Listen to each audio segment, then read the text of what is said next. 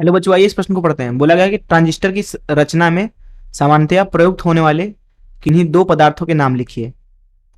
आइए इस प्रश्न की मुख्य अवधारणा की चर्चा करें। मुख्य अवधारणा देखिए देखिए जो अर्धचालक होते हैं, अर्धचालक वे दो प्रकार के होते हैं। एक तो होता है शुद्ध अर्धचालक, शुद्ध अर्धचालक, अर्धचालक, और दूसरा है अपमिश्रित अर्धचालक, अपमिश्रित अर्धचालक। जो शुद्ध अर्धचालक हैं उनमें इलेक्ट्रॉन और होल की जो संख्या है या उनका संख्या घनत्व जो है वो बराबर होता है। अपमिश्रित अर्धचालक जो है वो दो प्रकार के हो जाते हैं। एक तो होता है पी प्रकार का, पॉजिटिव टाइप। पी प्रकार में होल की संख्या ज्यादा होती है या होल का संख्या घनत्व ज्यादा होता है इलेक्ट्रॉन के मुकाबले। वहीं दूसरा होता है एन प्रकार का, मतलब निगेटिव टाइप। एन प्रकार में इलेक्ट्रॉन का जो संख्या घनत्व है वो ज्यादा होता है होल से।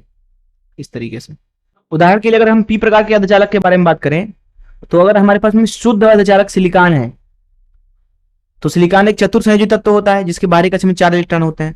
अगर उसमें हम मिला दें त्रिसंयोजी तत्व, जैसे मान लीजिए बोरान, बोरान के बाहरी कक्ष में 3 इलेक्ट्रॉन होते हैं, तो ये बन जाएगा आपका पी प्रकार का अर्धचालक।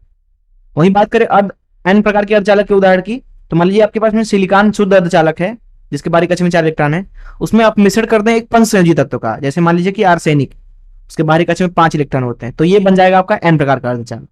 तो इस मुख्य उदाहरण से अगर इस प्रश्न को हल करें तो बोला गया ट्रांजिस्टर की रचना में इन्हीं दो पदार्थों के नाम बताइए। तो एक ट्रांजिस्टर जो है वो इस तरीके से होता है, 3 फलक होते हैं उसमें इस तरीके से, जिसमें 2 फलक की समान प्रकृति होती है, तीसरे की विपरीत होती है। जैसे मान लीजिए अगर ये वाला फलक पी हुआ तो ये वाला भी फलक पी होगा और तब बीच वाला एन हो जाएगा। इसको बोलते हैं उत्सर्जक। जिस फलक में सबसे ज्यादा अपमिश्रण मिलाते हैं उसको बोलते हैं उत्सर्जक। बीच वाला जो सबसे पतला परत है या फलक है उसको बोलते हैं आधार। सबसे चौड़े फलक को बोलते हैं संग्राहक।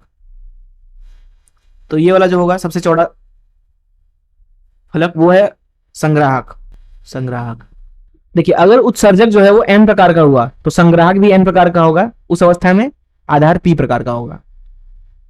तो आपको चाहिए पी प्रकार का अर्धचालक और एन प्रकार का अर्धचालक, अगर आपको कोई भी अर्धचालक बनाना है तो। अब अगर आपको पी प्रकार का चाहिए तो उसमें सिलिकॉन बोरान लेना पड़ेगा, उदाहरण के लिए अगर बात करें तो। और एन प्रकार का अगर लेना है तो आप ले सकते हैं उदाहरण के लिए सिलिकॉन और आर्सेनिक।